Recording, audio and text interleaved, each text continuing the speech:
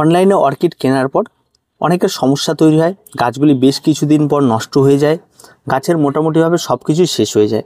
তো আস্তে আস্তে গাছগুলি মোটামুটিভাবে নষ্ট হয়ে যায়। আমি মোটামুটিভাবে যে 10টা না 12টা গাছ কিনেছিলাম, 1টা 2টো 3টে 4টে 5টা 6টা 7টা 8টা 9টা 10টা গাছ আমি ক্রয় করেছিলাম এবং আমি বলেছিলাম যে এই সমস্ত গাছগুলিকে বসানো হবে। এখানে যেন বসানোর জন্য যে মিডিয়াটি ব্যবহার করা হয়েছিল, একদম পরিষ্কার পরিচ্ছন্ন মিডিয়া, যেটা আপনারা প্রত্যেকে দেখে নিতে পারেন। এটা হচ্ছে ক্লে বল, পোড়া মাটি দিয়ে তৈরি করা হয়, খুব সহজ। আর এটা হচ্ছে আপনার কাঠকয়লা। কাঠকয়লা আপনি যে কোনো জায়গা থেকে পেয়ে যাবেন, খুব অ্যাভেলেবেল পাওয়া যায়। আপনার সেটা দেখতে হবে যে কোন কারখানায় কাঠকয়লা ব্যবহার করা হচ্ছে, সেই সমস্ত জায়গা থেকে আপনি পেয়ে যাবেন। চারকোল যেটাকে বলে, আপনি অনলাইনে চাইলেও কিনে নিতে পারেন, এই সমস্ত কিছু অ্যাভেলেবেল। তবে অনলাইনে এটাই বেশি ভালো, এটা পাওয়া যায় 1 কিলো নিলেই অনেক পাওয়া যায়। এবার গাছগুলি যখন বসানো হয়েছিল তার পুরো ভিডিওটি আমি আপনাদের দিয়েছিলাম যে কিভাবে আপনারা বসাবেন, সেখান থেকে বাকিটা দেখে নিতে পারেন। এবার এটা বসানোর সময় অনেকের যেই ভুলটা করে সেটা হচ্ছে এই সমস্ত গাছগুলি যে পুরনো রুটগুলি থাকে, সেই সমস্ত রুটগুলিকে কেচি দিয়ে কেটে দেয়, কেটে দিয়ে তারপর তাদেরকে বসানো হয়। ফলে কি হয়, গাছগুলি অনেকটাই ঝিমিয়ে যায়। আর এটাই হচ্ছে বড় ফল্ট। তাই তার যে রুটগুলি রয়েছে সেই রুটগুলিতে মোটেও আঘাত করবে না, সেই রুট সহই আপনারা বসাবেন, দেখবেন একটা গাছও নষ্ট হবে না। গাছগুলি প্রথম অবস্থায় যখন বসানো হয়েছিল, প্রথম অবস্থায় একটু ঝিমিয়ে যাওয়া, এই ব্যাপারগুলি অবশ্যই থাকবে, প্রত্যেকের ক্ষেত্রেই থাকবে। পরবর্তীতে আস্তে আস্তে আস্তে আস্তে করে কিন্তু এগুলো ঠিক হবে। আর যত্ন কি, প্রতিদিন অন্তত ড্রাই ওয়েদারের জন্য আমি সকাল এবং বিকাল জল স্প্রে করে গেছি প্রত্যেকটা। আজও কিন্তু জল স্প্রে করেছি, দেখলে আপনি বুঝতে পারবেন প্রত্যেকটা গাছে কিন্তু জল স্প্রে করা হয়েছে, কোনো গাছে কিন্তু জল স্প্রে করা বন্ধ নেই। এখন বিষয় হচ্ছে গাছগুলি কি তাহলে এখন লেগে গেছে?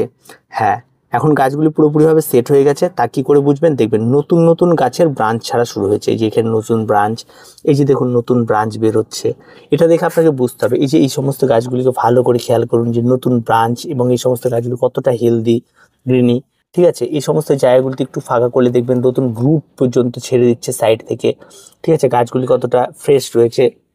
আর এই যে সমস্যাটি দেখা যায়, এই যে এগুলি প্রথম অবস্থায় লাগানো পুরনো পাতা, এবং 2-1টা ডাল থেকে কিন্তু ঝরে যেতে পারে পাতা, যেমন এটা, এটাতে কিন্তু পাতা ছিল তারপরে ঝরে গেছে, এটা কিন্তু হতেই পারে। এই দেখে কিন্তু ভয় পাবার কোনো কিছু নেই। আবার দেখুন এটাই সাইড থেকে দেখুন নতুন ব্রাঞ্চ বেরোচ্ছে, আবার দেখুন রুটগুলি দেখুন আবার নতুন নতুন করে রুটও ছাড়তে শুরু করেছে।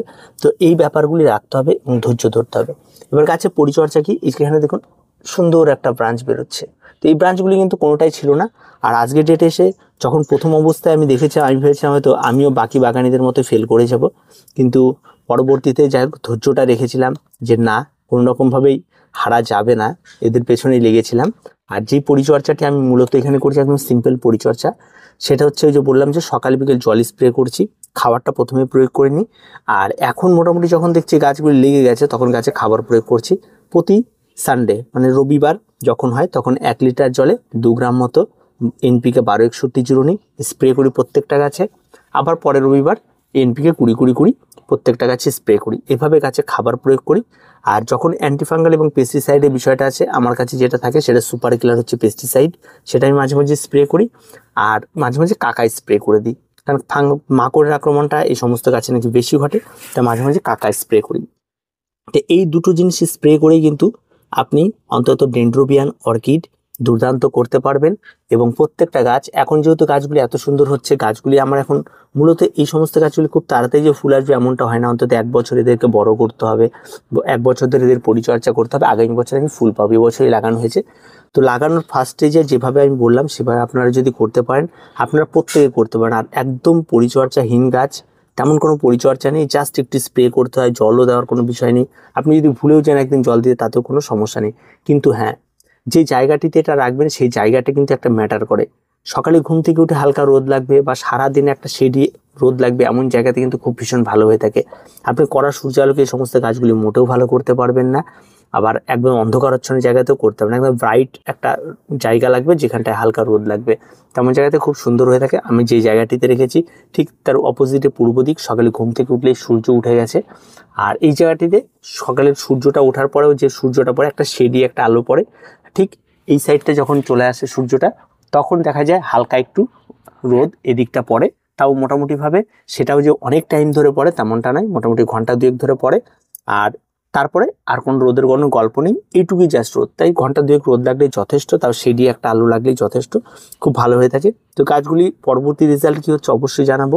আমি কি করেছি সেটা আপনাদের জানালাম, যারা নতুন করতে চান এই সমস্ত গাছগুলি। কারণ আমরা তো ইনডোর প্ল্যান করি, ইনডোরের কিন্তু বাইরে এরা নয়, এরাও কিন্তু ইনডোরে খুব ভালো হয়ে থাকে। অন্তত ইনডোরে এই সমস্ত প্ল্যান্টগুলিকে আমরা যারা ইনডোর বলি, এদের পেছনে যতটা পরিমাণ মানে পরিচর্যা করতে হয়, রোদ লাগাতে হয়, এরা কিন্তু একেবারেই আলাদা, এদের তেমনটাও লাগে না। তার পরবর্তীতে আরও অনেক নতুন নতুন ভ্যারাইটি আসবে, সমস্ত বিষয় নিয়ে আলোচনা হবে। তো আজকে এ পর্যন্তই, দেখা হচ্ছে পরবর্তী ভিডিওতে। যারা নতুন করতে চান, যদি কোনো সমস্যা হয় অবশ্যই কমেন্ট বক্সে কমেন্ট করবেন।